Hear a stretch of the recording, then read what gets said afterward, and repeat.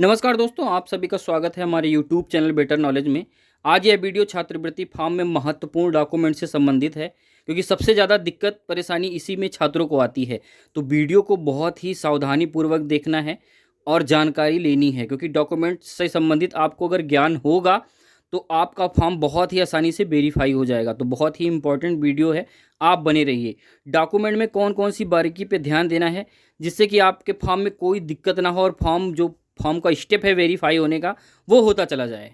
इस वीडियो में आपको आय, जाति, आधार, बैंक अकाउंट से संबंधित भी जानकारी मिलेगी। तो वीडियो को पूरा देखें ताकि आप भी वो गलती ना करें जो और छात्र करते हैं।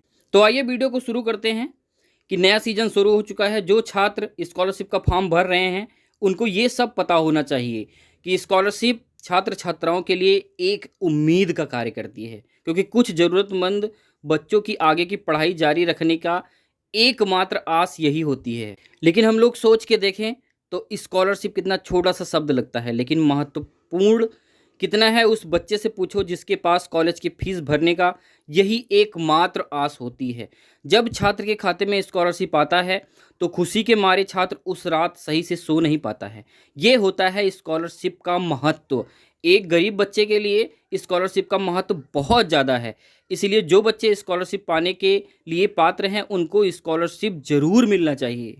यह वीडियो इसी पर आधारित है कि आप जाने कि कौन कौन से डॉक्यूमेंट की ज़रूरत होती है, अगर आप पात्र हैं तो वेरीफाई का पूरा प्रोसेस कैसे होता है।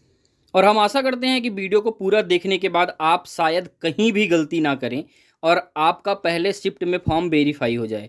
छात्रवृत्ति मिलने में सबसे अहम भूमिका कागज़ की होती है, क्योंकि छात्रवृत्ति का फॉर्म भरने से फॉर्म वेरीफाई होने तक सबसे अहम फैक्टर यही अदा करते हैं।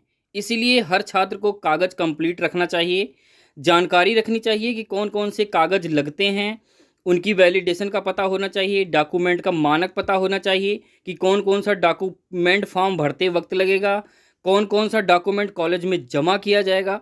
यह डॉक्यूमेंट से संबंधित बहुत छोटी छोटी बातें हैं, लेकिन यह बहुत काम आती हैं उस समय जब हमारा स्कॉलरशिप का फॉर्म भरते हैं। आइए हम सभी डॉक्यूमेंट के बारे में जानते हैं कि छात्रवृत्ति के लिए सबसे अहम रोल आय प्रमाण पत्र का माना जाता है, और है भी। आपको यह पता होना चाहिए कि आय प्रमाण पत्र में जो वार्षिक आय है वो 2.5 लाख से कम होनी चाहिए। जितना कम वार्षिक आय होगा उतना ही अच्छा होगा।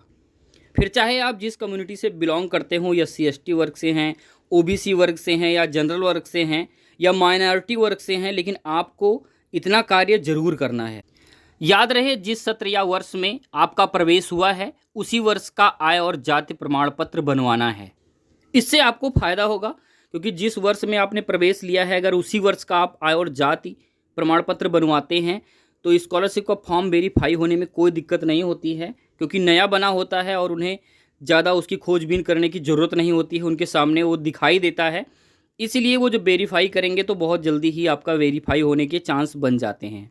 दूसरा जो बहुत ही महत्वपूर्ण डॉक्यूमेंट्स है वो है हाई स्कूल का अंक पत्र व सर्टिफिकेट। याद रहे, इसमें जो आपका नाम है वही सेम आधार कार्ड से मिलान होना चाहिए।